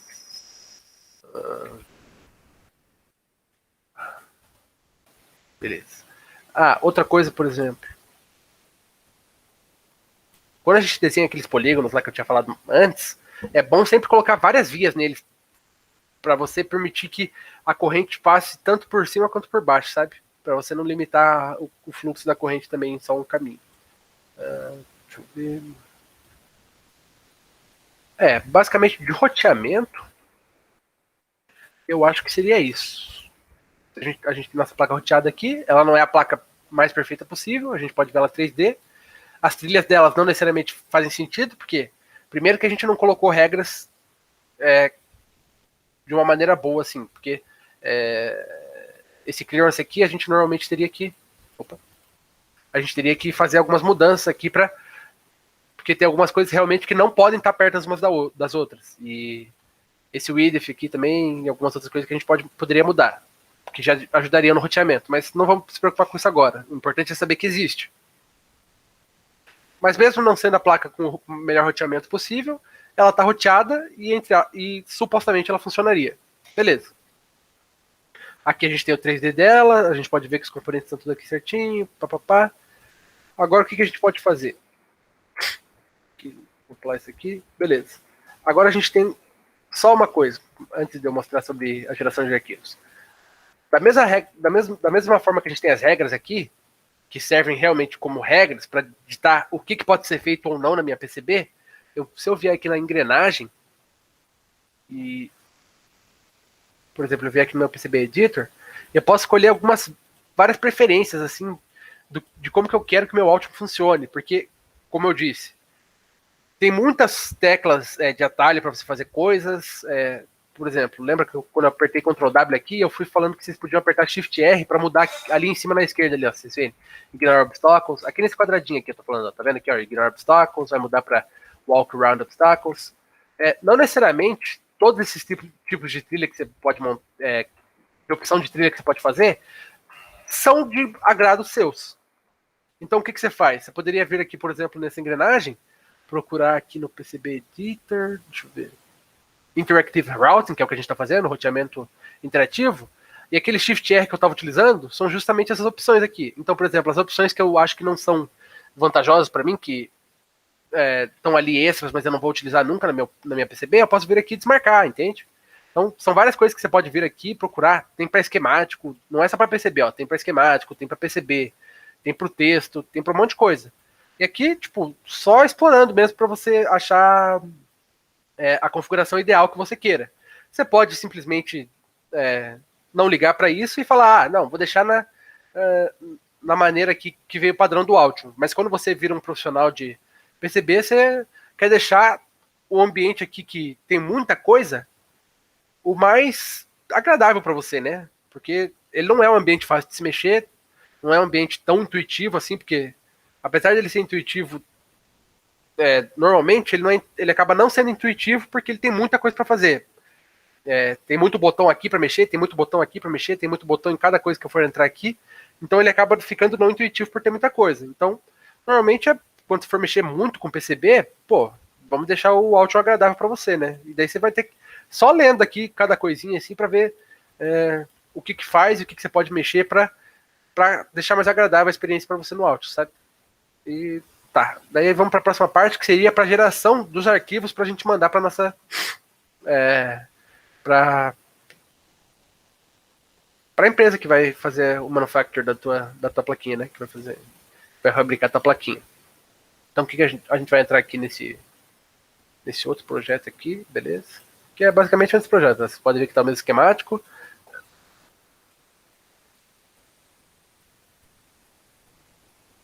Já está roteado aqui também. Aqui também. Ah, desculpa. Aqui vocês podem ver que a plaquinha está um pouco diferente, porque eu falei lá do plano de terra, mas não falei para vocês. Ainda bem que eu vi aqui. Tá. Vocês podem ver que aqui está sem o plano de terra. Então o que a gente vai fazer? A gente vai aqui no bottom layer, por exemplo, vai pegar um polígono e vai pegar a placa inteira. A gente quer que a placa inteira seja o plano de terra. Normalmente, é por isso que eu tenho aquele outro desenho lá que eu vou mostrar para vocês daqui a pouco. Ó, eu vou colocar esse polígono aqui na placa inteira. E o que isso aqui está falando? Estou falando que eu vou ter cobre aqui nessa parte inteira. Aqui eu desenhei um pouco errado, mas tá bom. Pera aí. Pega as bordas da placa aqui. Eu não acertei a borda ali certinho, mas aqui na aula não tem problema. Ó, pode ver que ficou esse quadrado azul aqui na parte inteira. Isso aqui seria o plano de terra. Vocês podem ver que... Por isso que eu falei que... vocês podem ver que onde tem essa parte preta aqui, ó. Se eu vier aqui apertar Shift S, ó, vai aparecer só o que está na layer que eu estou selecionado. Ó. Se eu vier aqui para top layer, vai aparecer Shift S, tá?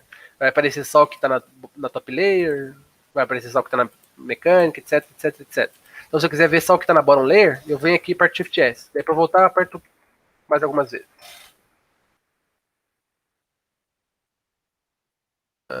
Tá. Beleza. Então, aqui, ó. Se vocês verem, aonde está preto é porque não está com cobre. E por que tem umas partes que estão pretas? São justamente as partes que o auto-roteamento fez, que ele viu que a melhor, entre aspas, a melhor coisa a se fazer era passar uma trilha por baixo. Então, nessas partes onde está preta, eu acabei ficando sem roteamento de terra. E vocês podem ver que tá bem... Tipo, apesar de eu ter bastante terra aqui, toda a parte azul é terra, ele é quebrado em várias partes por essas linhas pretas. Isso aqui geralmente não é bom. Então, por isso que o auto-roteamento acaba sendo meio negativo também. Se a gente olhar para o plano de terra que foi feito aqui, ó, pode ver que eu tenho um planão de terra aqui, tem um planão de terra aqui, um planão de terra aqui, etc. Você pode ver que o cara, ele tentou fazer o máximo, porque essas bolinhas aqui não são trilhas que ele fez, são as partes dos componentes aqui. Porque o plano de terra não conecta com todos os pinos desse componente aqui, ele conecta só com os pinos de alguns, e é a mesma coisa para os outros componentes. Então, onde tem essas bolinhas aqui não quer dizer que está errada, só porque não pode ter cobre onde o ground não conecta, né? Se o ground não conecta com esse pino, não pode ter ground aqui. Beleza. Mas, aqui, ó, se vocês olharem, ele tentou fazer todas as conexões que ele ia fazer por baixo, aqui, nessa parte da direita. Para essa parte da esquerda ficar com o máximo possível de plano de terra. Aqui, como foi feito o auto-roteamento, a gente já... Opa! Aqui.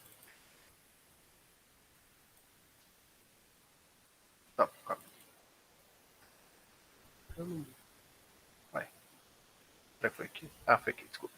Aqui, como foi feito o auto-roteamento, vocês podem ver, ó, aqui que ele não deixou todas as partes onde ia passar a trilha por baixo, só de um lado. Então, tá na placa inteira. E daí você tem, que nem eu falei, esse plano de terra que você quer que ele seja maciço e ocupe a maior parte da placa, para um bom funcionamento da placa, você tem ele todo quebrado para essas trilhas aqui que passam por baixo, entendeu? Esse é uma das desvantagens também do auto-roteamento, que você não consegue decidir. Talvez tenha algumas formas aqui de fazer uma programação, etc, mas, pô, talvez seja mais simples realmente você fazer à mão.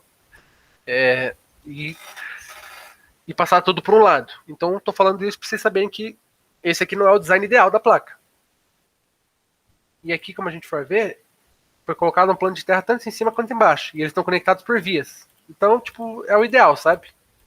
Mas se a gente for ver aqui também, aqui foi feito isso porque a gente só pensou em plano de terra. Mas quando a gente está utilizando esses polígonos, a gente está fazendo um plano de 5.5 volts também, um plano de 3 volts. Eles só são um pouco menores, tá vendo? Menores, tá vendo? Porque eles ficam só na parte onde tem a alimentação de 5 volts, 3 volts. Mas a gente também vai criando esses planos. Então, por isso que aqui não foi criado um plano gigantão de ground aqui em cima, conectado a um plano gigantão de terra aqui embaixo também. Que nem foi feito aqui. Mas você pode. Não, aqui não. Aqui. Mas você pode fazer das duas maneiras. Beleza? O importante é que o plano de terra não seja tão quebrado assim por essas linhas aqui que nem está sendo. Tá, agora terminando sobre o plano de terra, a gente pode ir para a parte de geração de arquivos para você mandar para a tua empresa fabricar a placa. Beleza. Então a gente tem a placa aqui. O que a gente vai fazer? A gente vai fazer que nem o Flávio fez para gerar o Bill of Materials ontem. Você vai vir aqui Add New to Project e vai vir em cadê? Job File, Output Job File. Aqui eu não vou clicar de novo porque eu já tenho um pronto aqui, ó. Vocês podem ver que ele tem desse projeto aqui, ó, que é o que eu tô vendo. Tá aqui o Output Job File. Vou clicar nele. Eu já criei os arquivos aqui, mas a gente vai recriar só para vocês verem como que faz. Quais são os arquivos que eu tenho que mandar para a empresa que vai fabricar a placa? Não para soldagem, para fabricar a placa, para fazer os furos, tirar a parte de cobre onde tem que tirar, etc, etc, etc. É aqui em Fabrication Outputs. Eu tenho que gerar arquivos Gerber, arquivos NCDrill e arquivos Drill Drawing. Vamos por partes mostrar cada um deles. Beleza. Como que eu faço para gerar um Gerber file? Se eu não tivesse nada feito aqui, eu veria aqui em Add New Fabrication Output. A gente vê aqui, a gente tem Gerber Files, também tem Gerber XT Files, mas vamos só em Gerber Files mesmo. E tem um monte de outras coisas aqui que a gente pode fazer, ó, só que são para coisas mais complexas, para placas que são multicamadas também, que não tem só 2 camadas, 3, 4, 5. Então vamos aqui em Gerber File, a gente vem em PCB Document. Beleza, foi gerado aqui. A gente pode mudar o nome dele se a gente quiser, só apertar F2 aqui, mas não vou me importar com isso agora. A gente clica com o botão direito, vem em configurar. Daí a gente tem que escolher quais layers que a gente vai mandar lá para nossa fabricante. Tem algumas layers específicas que você pode mandar para a tua fabricante. Por exemplo, para a tua fabricante, você poderia criar uma layer ali com um monte de nota falando quais especificações da fabricação que ela tem que seguir. Porque às vezes você quer que ela siga uma especificação específica, uma especificação. Você poderia criar uma layer só com as licenças que você quer que o tua PCB tenha, um monte de outras coisas. Mas aqui a gente está só com as nossas layers de fabricação mesmo, que seria o top overlay, top paste, top solder, top layer, bottom solder, bottom paste, bottom overlay. Esses aqui sempre você vai usar, esses aqui. E daí, outra coisa que você tem que mandar deixa eu ver.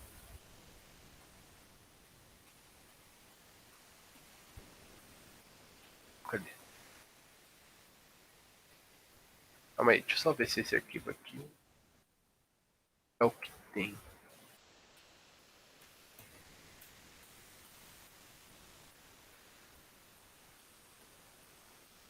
Esse aqui não. É bom que não tinha, eu vou explicar o que eu tava vendo aqui. Tem uma coisa que eu esqueci de explicar. vocês podem achar, eu também achei quando eu fiz minha primeira plaquinha, que isso aqui delimitava o tamanho da plaquinha para fabricante. Mas não, você só enviar dessa forma que está aqui, ela não vai aceitar. Tipo, ela não vai saber qual que é o tamanho da tua plaquinha. Então o que, que você tem que fazer? Vamos clicar aqui, ó, e vamos clicar uma nova layer. Vamos criar uma nova layer. Vou clicar aqui, ó. Normalmente essas novas layers assim que a gente vai mandar para fabricante, a gente vem aqui em Mechanical Layer. Então eu vou clicar com o botão direito em qualquer uma delas, Add Mechanical Layer. A gente vai ver aqui, ó, que tem board, tem várias predefinições aqui. Eu vou pegar Board Shape, que seria o quê? O formato da minha placa. Vou deixar ela aqui na Layer Number 10 mesmo, porque se ele selecionou a Layer Number 10 é porque ela ainda não existe. Beleza. Vou vir aqui. Vou clicar aqui para pegar só as mecânicas, para ficar mais fácil de eu achar elas aqui. Achar ela aqui, vamos ver cadê ela. Board Shape. Ó, tô com ela selecionada, tem que estar com ela selecionada. Vou vir aqui e vou Place Line. Vou aumentar o tamanho dela aqui, ó. 0.5 mm é um bom tamanho. E vou... Não necessariamente ela tem que estar nesse quadrado preto, mas lembra que a gente tinha feito esse quadrado preto já com as dimensões da nossa placa de Arduino? Então eu posso só seguir o delineado preto aqui que ele já vai estar no tamanho certinho. E não necessariamente eu preciso fazer quadrado, mas vale dizer que quanto mais curvas você tiver nesse design aqui, mais cara a placa fica. E é bem considerável, tá? Então, normalmente, placa quadrada ela é bem mais barata. Bem mais barata também não. Mas é isso. Então, agora tem esse... Vocês podem achar que talvez ele esteja com a mesma cor que tá aqui os outros, mas não tá. Esse board shape, se eu apertar... Opa, apertei o botão errado. Se eu apertar Shift S aqui, vocês vão ver que o board shape tá só nela, tá vendo? Tá só nesse delineado. Beleza. E agora... a fabricante vai saber qual que é o tamanho da minha placa para ela fazer lá. Beleza. Então vamos ver aqui de novo o Job Output File, que agora vai dar certo. Vou ver aqui em Configure de novo. Agora vou adicionar todas aquelas layers que eu falei que você sempre vai colocar. E vocês podem ver que agora apareceu a minha board shape aqui, ó, tá vendo? Ela vai junto. Então vão todas as layers aqui que sempre vão colocar, a board shape e qualquer outra layer que você queira colocar para tua fabricante, que nem eu tinha dito. Uma layer que você só tem coisa escrita falando quais especificações que você quer que ela siga, essas coisas. E é isso. E daí, isso aqui seria para layers, mas você também tem que mexer aqui nessa parte general. Você pode mandar em milímetros ou em polegadas, a gente vai colocar em milímetros, e aqui você pode escolher formato 4x2, 4x3, 4x4. Você pode ler aqui, ó, que eles têm a ver com resolução. Isso aqui depende de quanta resolução você precisa e de qual resolução a empresa que você vai mandar tem suporte tecnológico para fazer. Porque não adianta eu mandar uma 4x4 aqui que tem resolução de 0,1 micrômetro e eles não terem uma máquina de fabricação de PCB lá na empresa que você vai mandar fazer que consiga lidar com isso. E isso aqui vai encarecer pra caramba a tua PCB. E é isso. Você vai ter que ver qual que é a sua necessidade e vai ter que ver se a empresa que você vai mandar fazer consegue fazer nessa característica. Normalmente essa 4x2 aqui, todo mundo consegue fazer, dessas empresas grandes aí. Então, vamos deixar 4x2 aqui a priori. Vamos dar um OK. Daí o que a gente faz? A gente pega esse arquivo aqui, ó. Clica aqui em Folder Structure. E a gente vem e clica no arquivo que a gente acabou de criar. Que é esse Copy of Gerber Files. A gente vem aqui em Generate Content. E ele já vai gerar pra gente lá exatamente na pasta onde está salvo o nosso arquivo. Então vou ver aqui onde eu salvei. Está aqui na minha pasta D, Altium, GerberF. Vocês vão ver aqui, ó, Project Outputs for Gerber. Não, na verdade o que ele gerou aqui é esse Project Outputs for Free Documents, eu acho. Deixa eu só ver o que ele jogou aqui. Tá, ele jogou aqui mesmo. Ó, Project Outputs for GerberF. Por que GerberF? GerberF foi justamente o nome que eu dei pro meu projeto. Então, ó, você pode ver que eu entrei no projeto que é chamado GerberF. Project Outputs for GerberF. Gerber. E aqui tem todos os meus arquivos Gerber. Você vai enviar tudo isso aqui para a fabricante e ela vai conseguir fabricar a tua placa. Para a gente ver o que são esses Gerber Files, eu baixei um programa. O Altium também consegue ver, tá? Isso aqui que eu tenho aqui são arquivos Gerber de outra placa, mas eu não acho tão legal mexer no Altium, então para ver essa parte de Gerber. Então eu baixei esse arquivo, esse programinha aqui gratuito, que é bem levinho, que se chama Viewmate. Eu só vim aqui, ó, em File, Import, Gerber. Daí, se eu vier aqui no meu disco D, cadê? Altium, Gerber F, os meus Gerbers aqui justamente. Posso selecionar tudo, até o que é texto, não tem problema. Dá um sim aqui, dá um sim também. Você vai ver que já está todo o arquivo Gerber aqui. Aqui está bem bagunçadão porque está todos os layers ativados. Eu posso ver aqui que está ativado. E porque ele também... Aqui ele já estava com outro arquivo ali. Deixa eu pegar um arquivo sem os arquivos se conflitarem. F, pega todos os arquivos, dá Enter, dá Sim. Aqui tá tudo. Eu vou desselecionar todos aqui, ó. Dou 2 cliques nas caixas para eu ver layer por layer, senão dá muita bagunça. Daí aqui, ó, por exemplo, se eu quiser ver a bottom layer ficou assim. E justamente, se a gente for ver aqui no nosso projeto, eu vi aqui para layers, vi aqui na bottom layer, apertar Shift S, ó. A nossa bottom layer, tudo que tem azul, tá vendo que ficou? É essa parte azul que vai para fabricante. Ela vai entender que a parte de baixo da placa tem que ficar assim, com as trilhas, com a parte, tudo que está em azul aqui na bottom layer é onde vai ter cobre. Então ela vai entender que na parte de baixo, tudo que está em azul aqui é cobre. E o que está preto não tem que ter cobre. Daí você tem isso para todas as outras layers. Aqui para bottom solder, que é onde você vai ter a máscara de solda, só que na parte de baixo. Aqui, ó, é a layer que a gente criou para delimitar o tamanho da placa. Aqui é as trilhas. Deixa eu ver. Aqui são as trilhas, a parte onde vai ter cobre, só que na parte de cima. Aqui são os componentes, os nomes e os formatos dos componentes na parte de cima. E por aí vai. Esse top paste seria para componente SMD. Como a gente só tem componente na parte de cima, só tem paste para a parte de cima. E é isso. E aqui a gente consegue ver os Gerbers. E esses Gerbers são os que você vai enviar para a indústria fazer as suas placas. Mas ainda não terminou. Não é só isso que você precisa enviar para a indústria fazer a placa. A gente vai aqui de novo para o Output Job. E lembra que eu falei que também precisa do NC Drill e do Drill Drawing. Então, como que a gente vai fazer isso? Aqui ainda em Fabrication Outputs, a gente vai clicar em Add New Fabrication Output. Vai ver aqui em NC Drill Files, de novo em PCB Document. E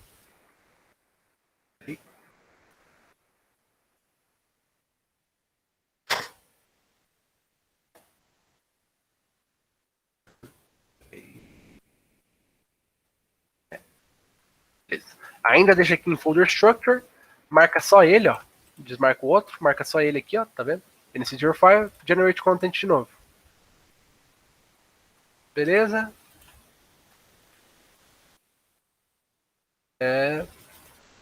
Vai ter aqui no nosso negócio aqui, ó. Tá em Project Outputs for Gerber File. Se a gente vier aqui na pasta do NC Drill, a gente vai ver que o NC Drill tá criado aqui. Esse aqui a gente não vai ver exatamente o que ele é, porque ele é um arquivo texto, que ele mostra as coordenadas de onde estão os nossos furos para a máquina a partir desses textos aqui. Então, tipo, aqui nesse texto já está falando qual que é o tamanho do furo e qual que é a coordenada dele, só que daí fica nesses coordenadas aqui estranhas. Mas beleza. E ainda tem o último arquivo, que a gente vem aqui de novo em Add New Fabrication Output, vem aqui em Drill Drawing, PCB Document, e aqui, esse aqui ele é um pouco diferente. Deixa eu só ver se... Calma aí. Ah, tá, desculpa, ó. Lembra que eu gerei o Drill File aqui? Eu esqueci de falar que você também tinha que clicar com o botão direito, configure, colocar em milímetros, e é óbvio que você tem que colocar no mesmo formato que tá o teu Gerber File, né? Que senão não vai bater. Beleza, mas era só isso. Coloca 4.2 aqui primeiro, e daí depois você manda gerar o arquivo para você. Daqui a gente tem o Drill Drawing. O Drill Drawing a gente não faz em Folder Structure, a gente faz em PDF. Então a gente clica aqui no PDF, desmarca aqui a opção, e vem aqui. Aqui a gente tem duas coisas para fazer. Page Setup, como vai ser um PDF, a gente pode escolher se vai ser uma folha 4, A3, blá blá blá, se vai ser em cinza, com cor, qual a qualidade, etc. Vamos deixar como está aqui mesmo, beleza? Outra coisa que a gente pode vir fazer aqui é em configurar. Daí aqui na configuração, a gente sempre deixa apenas o Drill Drawing e a Board Shape. Então todo o resto a gente pode dar um delete. Ó. Vem aqui dar um delete. Vem aqui dar um delete.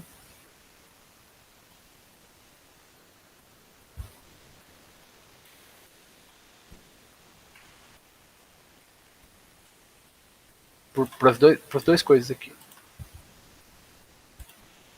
Vamos dar delete aqui. E deixa eu ver. Aqui você pode deixar tudo do jeito que está.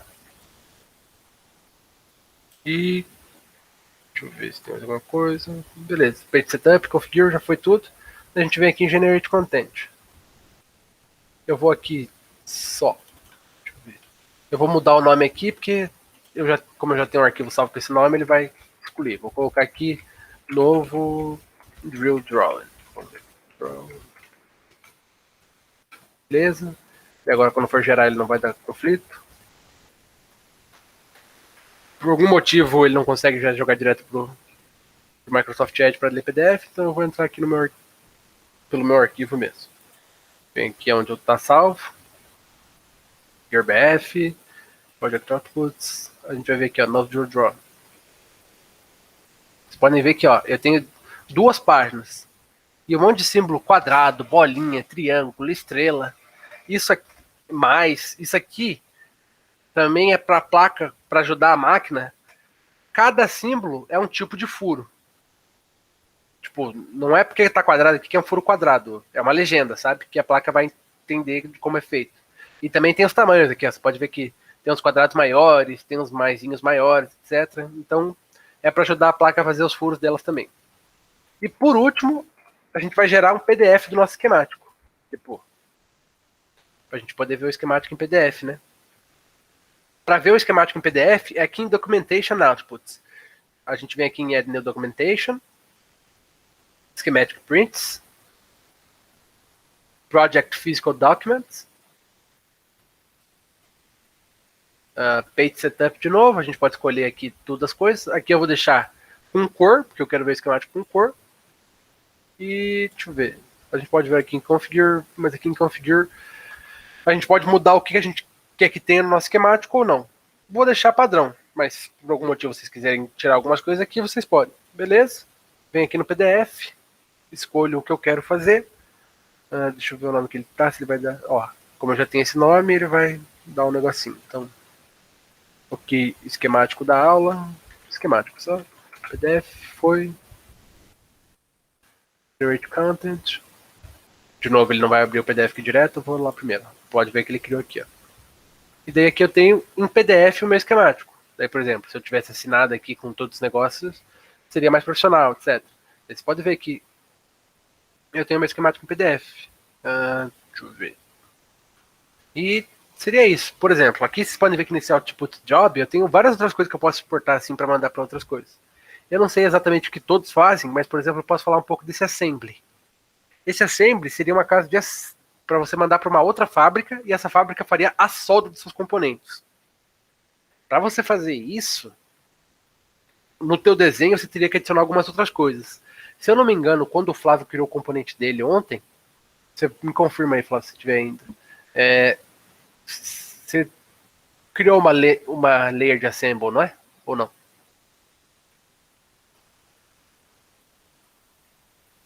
Tá, acho que talvez ele não esteja aí, mas tudo bem. Mas vocês não precisam saber disso agora. Só tô falando que para você mandar para uma casa de solda, tem algumas outras layers que você vai ter que adicionar no teu projeto para que eles consigam fazer a solda dos componentes de maneira correta. E daí você teria que, para gerar os arquivos, você geraria aqui, com essas novas layers. Mas tá, não vamos se preocupar com isso agora. E por último, para finalizar por hoje, que acho que tá bom já também, eu vou só mostrar como que você pode criar um PDF 3D da plaquinha que você fez. Por exemplo, aqui a gente tem a nossa plaquinha, a PCB dela. Eu vou vir aqui em File, vou vir em Export, tem que estar na PCB, tá? Se eu vier no esquemático, não vai gerar o PDF 3D. E vou ver aqui na última opção, ó, PDF 3D. Ele vai perguntar onde eu quero salvar, vou salvar na área de trabalho. Vou chamar de aula 2. Vou vir em salvar. Ele vai deixar eu fazer um monte de coisa aqui. Vou só dar export. Não tem necessidade de eu mexer agora. O Microsoft Edge, por padrão, não consegue ver arquivos 3D de PDF. Então, eu habilitei lá no meu Adobe Reader. Então, por exemplo, onde que tá salvo aqui? Tá salvo. Peraí, cadê? Aula 2 aqui, lembra que eu tinha falado? Então, vou abrir aqui ó, ele como.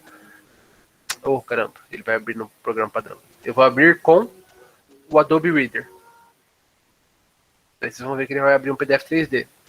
Daí, por exemplo, aqui eu tenho um PDF 3D da minha plaquinha, como que ela ficou. E, pô, você enviar um negócio desse para a empresa que você está fazendo o seu projeto, é que aqui ele demora um pouco para carregar, né? Que é um negócio pesado. Uma renderização 3D ao vivo, assim. Mas vocês podem ver, ó, pô. Imagine você cria a plaquinha e envia isso aqui para a pessoa pode ver em 3D como que está funcionando todo o negócio. É um negócio profissional, sabe? Pô, tem muito apelo profissional, apelo comercial isso aqui. Então seria isso, mais ou menos. Que vocês conseguem ver até em 3D depois a plaquinha de vocês. Como que ficou. E daí a pessoa não precisa ter um Aution lá para ela poder ver em 3D, poder gerar a plaquinha. Você gera um PDF 3D e ela consegue ver como que ficou a tua plaquinha mais ou menos em PDF. E acho que seria isso. Vocês têm alguma dúvida mais, gente? Eu sei que falei muita coisa, algumas coisas eu falei meio enrolado. Mas é muita coisa para apresentar, minha cabeça tava meio cheia já com essas apresentações, porque realmente é muita coisa. E, tipo, a gente não falou nem 10% do áudio aqui pra vocês, tem muita coisa mesmo. E, tipo, é só pegando e fazendo mesmo. Mas vocês têm alguma dúvida? Senão a gente pode terminar a aula por aqui e acho que amanhã daí a gente fica sem, porque, bom, vocês viram que a gente terminou o projeto da plaquinha. Não sei se alguém estava acompanhando, ninguém falou nada, tipo, no sentido de estar fazendo ao mesmo tempo junto com a gente. E, tipo assim, a aula era planejada para 3 dias, se vocês fossem interagindo, tendo dúvidas, assim, porque tendo a experiência que a gente já tem de estar fazendo cursos presenciais, a gente sabe que o pessoal tem bastante dúvida, é normal, porque o software é bem complexo. E daí, realmente precisaria das 3 aulas, mas como foi só a gente falando, assim, por 2 horas, ou respondendo algumas perguntas, não vai ter necessidade das 3 aulas, tudo bem? E seria isso. Muito obrigado por assistirem o curso, por aguentar a gente falando de 4 horas do Altium, que é um programa bem complexo, que muita gente às vezes tenta fugir e tenta pegar programas um pouco mais simples para fazer plaquinha, mas profissional mesmo é o Altium. Seria isso. E valeu. Se quiserem seguir o Pet lá, Engenharia Elétrica FMS nas redes sociais, tem no Insta lá, tem no YouTube, a gente tem alguns vídeos de outros minicursos, de palestras, de algumas pesquisas que a gente faz também. E é isso. Muito obrigado. Se quiser terminar a gravação aí, Matheus, fecha a sala. Vamos, tá tudo certo.